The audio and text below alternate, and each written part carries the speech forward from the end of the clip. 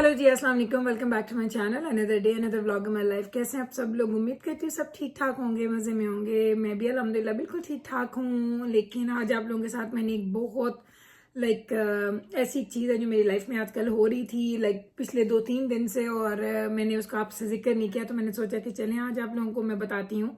और आप लोगों से रिक्वेस्ट करूंगी कि आप लोग उनके लिए दुआ करें। एक्चुअली मेरे मामू, आपको याद होगा कुछ दिन पहले, कुछ दिन नहीं, कपल ऑफ मंथ्स पहले मैंने एक दफ़ा यूट्यूब पे आपको बोला था कि मेरे मामू के लिए दुआ करें, क्योंकि वो डायलिसिस में हैं। और उन्होंने ही मुझे बोला था कि तुम कभी अपने, जो तुम इतने लोग देखते हैं, उनको बोलो मेरे लिए दुआ करें और मैं बेहतर हो जाऊं। तो मैंने आप लोगों से ये शेयर किया था और आप लोगों ने उनके लिए दुआ की थी। और उसके बाद वो बड़ा हंसे भी। उन्होंने मुझे बोला कि मैंने तुम्हारा व्लॉग देखा, मुझे बड़ा अच्छा लगा कि तुमने इस बात का जिक्र किया है। तो मेरे वही मामू जिनके लिए मैंने आपको दुआ के लिए बोला था, आजकल उनकी कंडीशन बहुत ज़्यादा क्रिटिकल है और वो हॉस्पिटल में है, लाहौर में है, बहरिया टाउन में होते हैं वो। और उनकी तबीयत काफ़ी ज़्यादा ख़राब है। वो डायलिसिस पे थे अभी उनके साथ, उनके क्योंकि वो समर में आपको पता है, क्योंकि आप डायलिसिस में पानी नहीं पी सकते हैं, तो उन्होंने जैसे थोड़ा सा पानी का उन्होंने पानी ज़्यादा पी लिया या पानी का कोई प्रॉब्लम हो गया कि पानी लंग्स की तरफ चला गया, और आजकल वो आईसीयू में हैं और हम लोग सब बड़े परेशान हैं। तो आप लोगों से रिक्वेस्ट करती हूँ कि प्लीज़ आप लोग उनके लिए दुआ करें कि खुदा किसी की भी दुआ सुन लेता है, और इस वक्त उनको दुआओं की बड़ी शदीद ज़रूरत है। तो प्लीज़ जब जब भी आप लोगों का दिल करे, आप उनके लिए दुआ कीजिएगा कि खुदा उनको सेहत तंदुरुस्ती दे और खुदा उनको लंबी उम्र अता करे, आमीन। और आजकल अच्छा फीलिंग नहीं हो रही। मुझे पता चला था परसों रात को, एक दिन हुआ है, और जब मुझे पता चला था तो मैंने सोचा कि मामू एक्चुअली, जब अब ऐसी बीमारी आपको होती है जिस तरह डायलिसिस वगैरह, तो अक्सर मामू जाते थे हॉस्पिटल और पता चलता था मामू कपल ऑफ आवर्स के लिए मामू हॉस्पिटलाइज्ड हो गए थे कि कोई प्रॉब्लम था या कोई कोई भी चीज़ थी। तो मैंने पहले तो यही सोचा कि शायद वो उनका कोई नॉर्मल टाइप की एक कंडीशन है और इंशाल्लाह उस कंडीशन से बाहर निकल आएंगे। लेकिन जब मुझे फिर डिटेल पता चली तो कंडीशन उनकी काफ़ी ख़राब है। और मेरे 2 ही मामू हैं, और एक इस वक्त हयात हैं, दूसरे ऑलरेडी उनकी डेथ हो चुकी है। तो अभी सिर्फ एक ही मामू है। तो हम लोगों को तो बड़ी फीलिंग आ रही है कि हमारा जो ननिहाल है उसमें अल्लाह करे कि खुदा उनको हमेशा सलामत रखे, और वो ऐसे ही हमारे साथ बातचीत करते, क्योंकि उनके साथ मेरा बड़ा रेगुलरली हमारा रब्ता होता है। क्योंकि आपको आई डोंट नो, आप लोगों ने कभी ऐसी चीज़, खुदा ना करे कि आप लोगों ने कभी एक्सपीरियंस की हो, लेकिन जिस तरह हम लोगों ने, मेरे जो ताया थे, जो मेरे ससुर भी थे, उनको भी डायलिसिस का प्रॉब्लम था। उनके किडनी फेलियर हुए थे और वो डायलिसिस पे थे फॉर कपल ऑफ ईयर्स। और फिर ये मेरे मामू, तो हम लोग इस बीमारी से चूंकि गुजरे हैं, तो मुझे पता है कि ये बड़ी तकलीफ दे होती है। इसमें रात को नींद नहीं आती है, आपको बेचैनी रहती है, दर्द होते हैं, आपको बॉडी एक्स होती है, आपको प्यास लगती है, आप पानी नहीं पी सकते। तो मामू जब रात में जागते थे ना, तो मेरे पास दिन होता था, तो वो अक्सर मुझे फ़ोन करते थे। उनके फ़ोन का ये टाइम होता था, अराउंड 3-4 बजे उनका फ़ोन आता था। तो मैं उनको बोलती थी कि मामू आप इस वक्त खैरियत? कहते हैं हाँ, बस मुझे नींद नहीं आ रही थी, तो मैंने सोचा मैं तुमसे बात कर लेता हूँ क्योंकि तुम जाग रही होगी। तो बाकायदगी से उनके साथ, इतनी बाकायदगी से उनके साथ राब्ता शाब्ता रहा है। तो और हमारा बचपन, कभी इंशाल्लाह आपको अपने बचपन की कहानियां सुनाऊंगी, लेकिन ये वो मौका नहीं है कि इसमें अपनी कहानियां सुनाऊं आपको कि किस तरीके से हम लोग बहुत ज़्यादा अपने ननिहाल और ददिहाल दोनों फैमिलीज के साथ हम बहुत ज़्यादा कनेक्टेड थे। तो बस आप लोगों से रिक्वेस्ट, बहुत दिल से रिक्वेस्ट करनी थी कि आप लोग प्लीज़ उनके लिए दुआ कीजिएगा। खुदा करे अल्लाह में आप में से किसी एक की दुआ कबूल कर ले और मेरे मामू वापस, वो कहते हैं, बैक टू अपनी जो उनकी नॉर्मल लाइफ जैसी चल रही थी वैसी लाइफ की तरफ आ जाए। तो प्लीज़ दुआ कीजिएगा। एक तो ये बात करनी थी, उसके अलावा आज कुछ खास करने पे दिल नहीं था। आज थोड़ा वो अंदर से आपको एक वो खुशी होती है ना, वो फील नहीं हो रही थी। लेकिन घर की जिम्मेदारी है, काम भी करने हैं। आज मेरे पास मेरी जॉब का डे भी था, तो आज वो भी काम चल रहा था, साथ में बच्चों का स्कूल भी चल रहा है और सारी चीज़ें चल रही हैं। और अभी आपको मैंने बताया था कि हमारे बैकयार्ड के लिए किसी ने आना था, तो अभी बस वो आने वाले हैं। उनका मैं वेट कर रही हूँ क्योंकि उन्होंने मुझे बोला था कि आज के दिन में वो आएंगे, अभी तक नहीं आए। तो बस सून वो इंशाल्लाह ताला वो भी आ जाएंगे। थोड़ा बैकयार्ड का उनके साथ काम करवाना है। मैंने तो नहीं करवाना, मैं तो खड़ी ही होंगी या मैं घर के अंदर ही होंगी, वो करेंगे। और आज मैं हलीम बना रही थी और हलीम की वीडियो मैं बना रही हूँ क्योंकि मुझे किसी ने बहुत पुरानी रिक्वेस्ट की थी कि प्लीज़ हमें हलीम बनाना सिखाएं। मैं क्विक वाली हलीम बनाती हूँ जो मैं आज बना रही हूँ। तो इंशाल्लाह ताला उसकी रेसिपी भी आज मैं आपके व्लॉग में डाल दूंगी और उम्मीद करती हूँ कि ये पूरा हो जाए शाम तक। और उसके अलावा कुछ लॉन्ड्रीज वगैरह करनी है, वो आज करूँगी या कल, इसका मुझे नहीं पता। तो वो सारा सिलसिला भी चलना है क्योंकि मुझे 4-5 दिन हो गए मैंने लॉन्ड्री नहीं की है।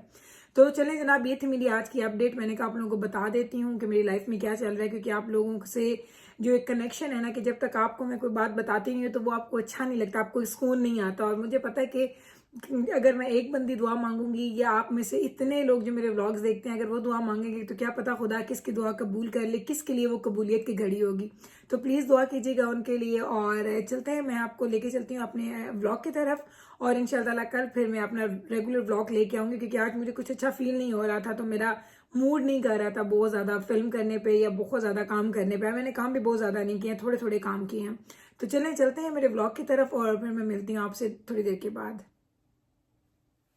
तो जनाब फाइनली ये लोग आ चुके हैं आज। हालांकि थोड़ा सा क्लाउडी भी था, लाइक ऐसा नहीं था कि रेनी था, लेकिन क्लाउडी था। लेकिन इन लोगों ने आज 3-4 सर्विसेज करनी है। ये पहले ये जो भी है ये सॉइल बूस्टर है, इसके बाद कुछ लोग आएंगे उन्होंने करनी है जी एरेशन, और वो फिर उसके बाद करेंगे जी ओवर सीडिंग।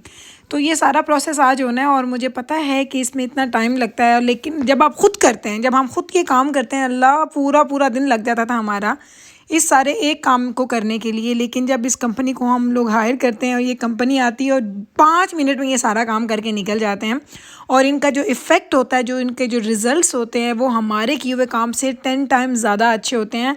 हम लोग ऑलवेज़ कहते हैं कि हम लोग काफ़ी ज़्यादा बिग अमाउंट इनको देते हैं ईयरली, जो इनको हम लोग इनके साथ कॉन्ट्रैक्ट करते हैं, तो हम लोग ये मनी सेव कर सकते हैं खुद काम कर लें। तो पिछले साल हमने ऐसा किया था, हमने पिछले साल इनको हायर नहीं किया था।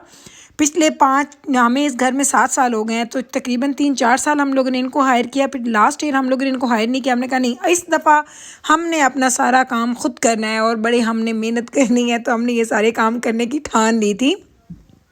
लेकिन क्या हुआ जब हमने किया, एक तो गर्मी में जब आप काम करते हैं तो आपकी हालत ख़राब हो जाती है। दूसरा क्या होता है कि जब आप एज अ फैमिली बाहर जाते हैं, जब वो मुझे कितना अजीब सा, आई डोंट नो, लाइक कुछ लोग होते हैं जिनको अपने बैक यार्ड में गार्डनिंग करने का शौक़ होता है, जो ऐसी चीज़ें करते हैं, प्लांट्स लगा रहे हैं खुद से, सब्जियां लगा रहे हैं, फूल लगा रहे हैं। मैं उन लोगों में से नहीं हूँ। मुझे अच्छा लगता है इस जगह पे बैठ के इसको इंजॉय करना, लेकिन मुझे ये काम करना मुझे बिल्कुल भी अच्छा नहीं लगता। मेरे मियाँ मुझे बोलते हैं, कहते इतने साल हो गए और अभी तक तुम्हारा इंटरेस्ट नहीं बना इसमें।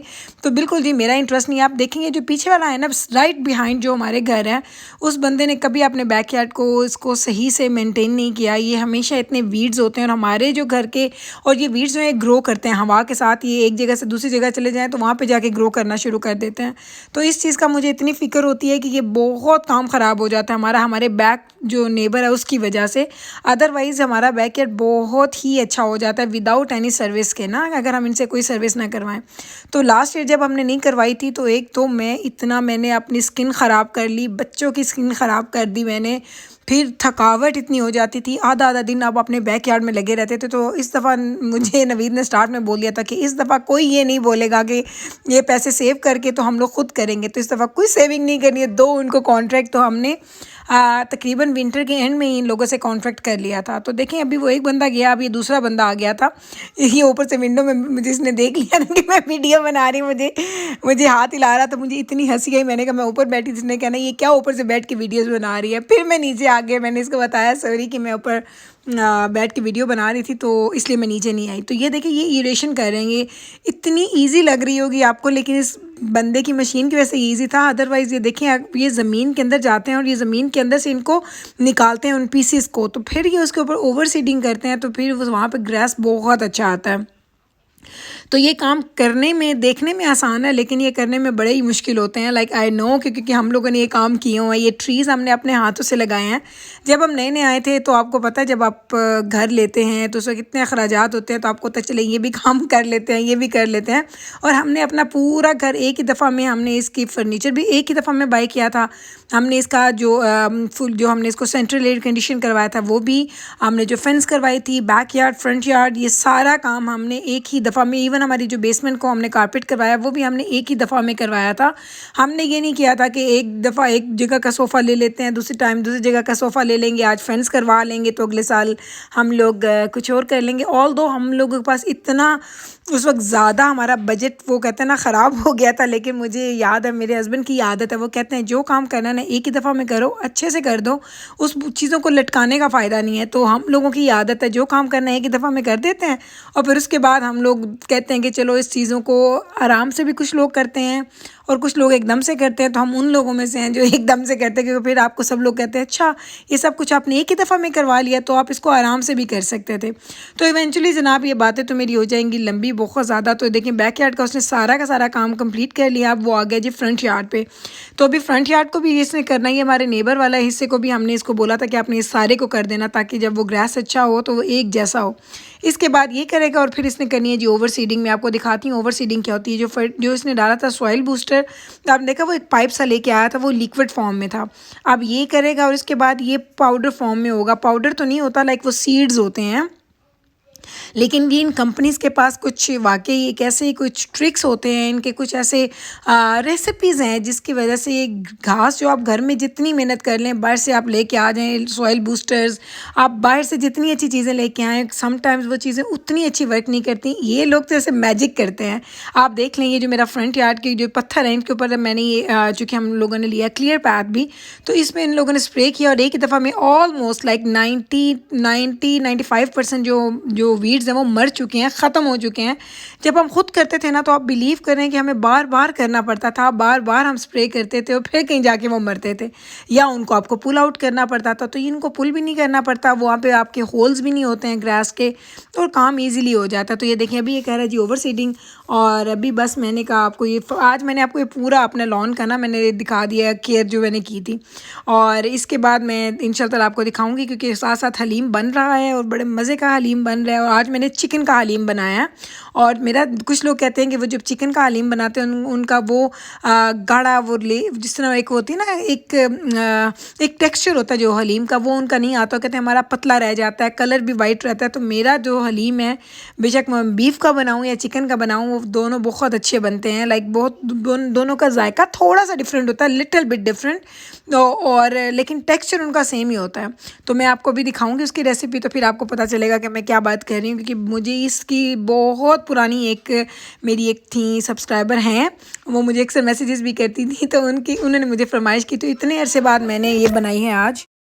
चलें जनाब, तो अभी मैं आपके सामने आई हूँ। पता है आपको एक चीज़ बताती हूँ आज हुआ क्या मेरे साथ। आज मैंने हलीम बनाया और मैंने हलीम की पूरी वीडियो बनाई आप लोगों के लिए, क्योंकि मुझे इतनी पुरानी एक रिक्वेस्ट आई हुई थी कि हमारे लिए हलीम बनाएं, और मैंने पूरी वीडियो बनाई। और जब मैं एडिटिंग करने बैठी तो वीडियो थी ही नहीं। आई डोंट नो क्या वो 2-3 क्लिप्स थे और तीनों क्लिप्स हो गए गायब।